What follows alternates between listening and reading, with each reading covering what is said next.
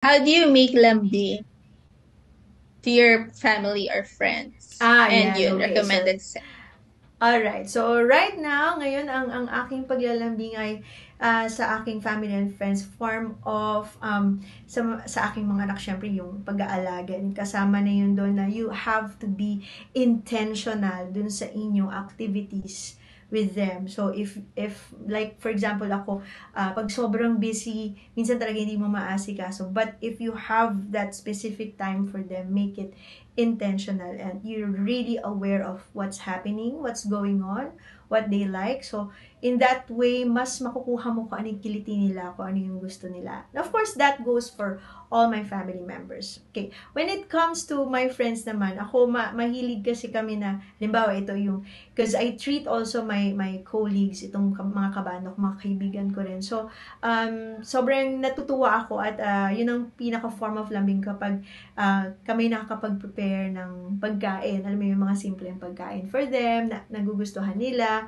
o kahit i-treat mo lang sila yun every now and then, if you have the time na makipag-usap sa kanila, na nakakatuwa, bigla sila mag-open sa'yo. Parang for me, yun na ngayon, lalo na nasa social media lahat, diba? Panay, like lang or love lang, wala nang engagement na personal. So, ngayon parang mas feel ko na maging ganun because me myself, sabi ko nga 'di ba, hindi ako masyado nakaka-express ng lambing personally. Pero madali sa atin mag-text, madali mag-chat. Pero yung effort mo to really talk to somebody and make them feel that you're there for them, it's a form of lambing already.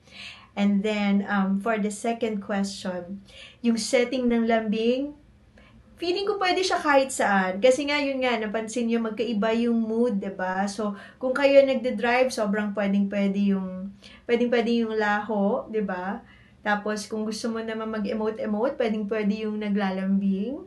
Kung gusto mo mag-reminisce, pwede yung mga tatlong cover song. So, iba-iba. Pwede rin, para sa akin, I can listen to it when I'm driving. I can listen to it when I'm just, doing my household chores.